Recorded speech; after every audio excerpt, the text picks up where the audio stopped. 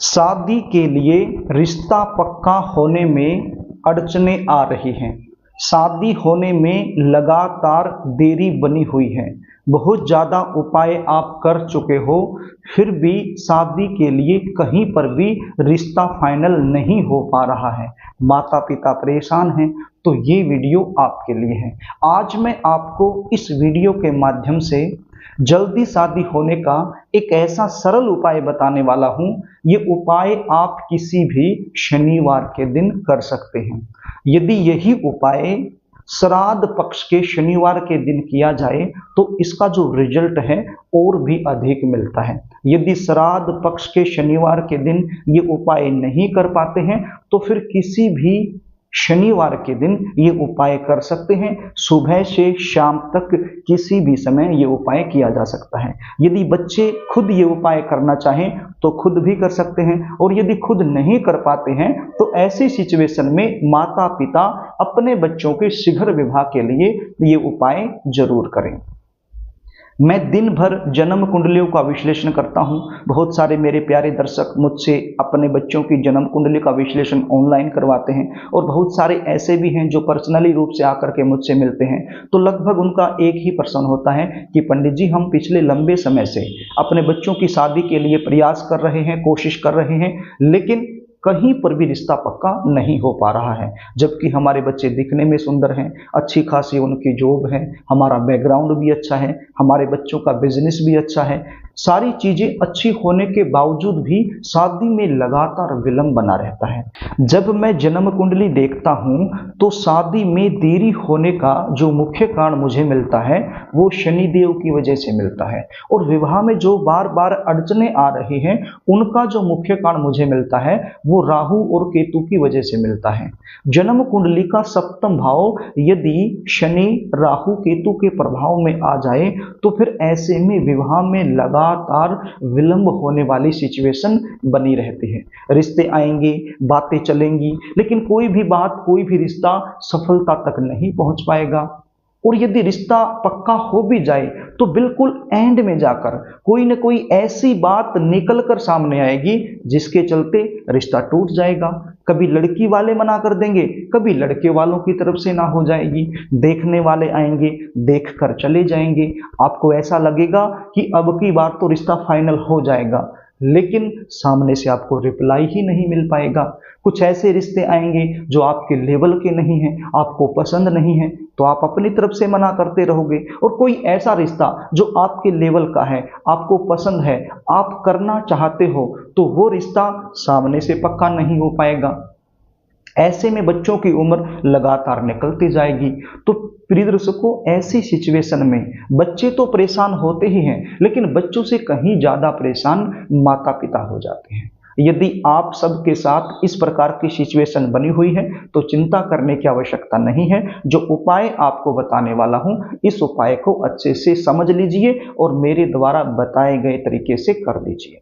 उपाय बताऊं इससे पहले आपसे निवेदन करना चाहूंगा, यदि आप चैनल पर नए हैं और अभी तक आपने इस चैनल को सब्सक्राइब नहीं किया है तो मुझसे लगातार जुड़े रहने के लिए अभी इस चैनल को सब्सक्राइब जरूर कर लीजिए। बेल आइकन को भी प्रेस करके रखिए ताकि हमारी आने वाली जो नई वीडियो है उनका नोटिफिकेशन आपको मिलता रहे और वो वीडियो आप आसानी से देख पाएं। चैनल को सब्सक्राइब करना बिल्कुल निःशुल्क होता है, इसमें आपका कोई भी खर्चा नहीं लगता है। प्रिय दर्शकों, अब आप उपाय सुन लीजिए, इसको ध्यान से सुन लीजिए। मैंने आपको बताया ये उपाय आप किसी भी शनिवार के दिन कर सकते हो।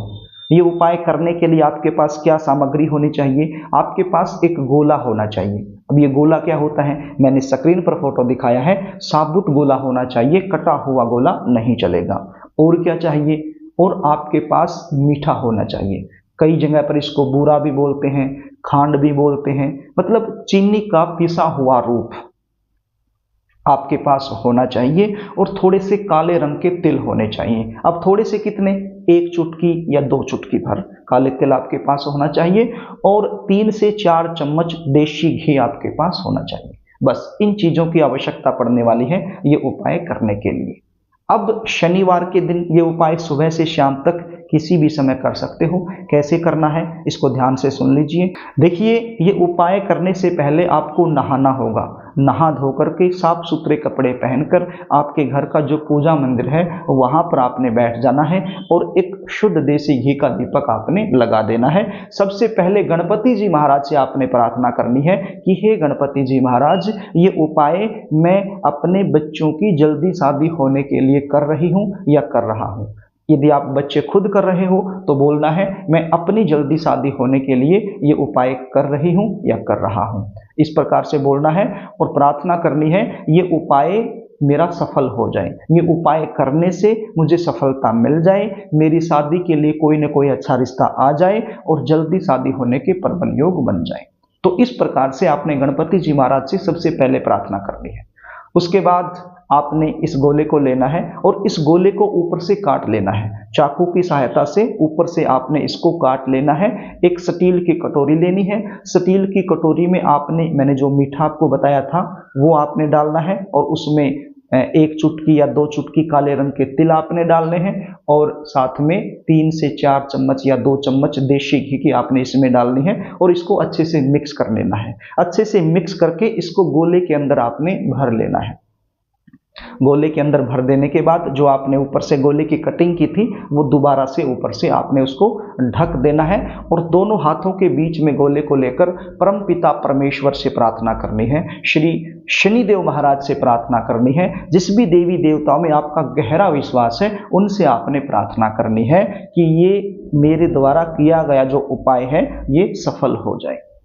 और यदि बच्चे घर में हैं तो बच्चे के सिर के ऊपर से 7 बार इस गोले को घुमा लीजिए।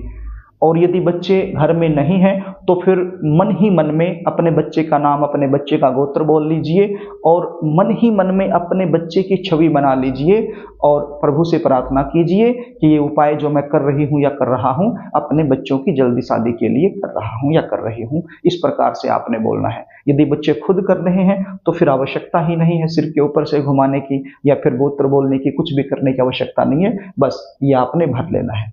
अब ये गोला लेकर के आपने चले जाना है। कहाँ चले जाना है? जहाँ पर छोटी छोटी चींटियाँ रहती हैं, छोटी छोटी कीड़ियाँ होती हैं, चींटियाँ होती हैं, जिसको कीड़नाल भी बोलते हैं। अब ये चींटियाँ काले रंग की भी होती हैं, भूरे रंग की भी होती हैं, छोटी भी होती हैं और मोटी मोटी भी होती हैं। मतलब आपके आसपास आपने देखा ही होगा किसी पेड़ के नीचे या पीपल के पेड़ के नीचे या कहीं कोई खाली जगह है वहाँ पर कीड़ियाँ चलती हैं, छोटी छोटी चींटियाँ चलती हैं। तो वहाँ पर आपने चले जाना है। आपके आसपास कहीं भी हो सकती हैं। तो वहाँ पर जा करके आपने थोड़ा सा गड्ढा खोदना है। जहाँ पर चींटियाँ हैं उनके रास्ते में आपने एक गड्ढा खोदना है और उस गड्ढे में आपने इस गोले को दबा देना है।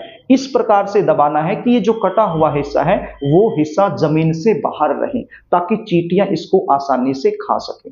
ऐसा नहीं है कि आपने जमीन में गड्ढा खोदा, पूरा गोला अंदर दबा दिया, ऊपर से मिट्टी ढक दी। ऐसे में तो फिर चींटियां खाएंगी कैसे? मतलब थोड़ा सा जो कटा हुआ हिस्सा है वो आपने ऊपर ही रखना है ताकि चींटियां इसको आसानी से खा सकें।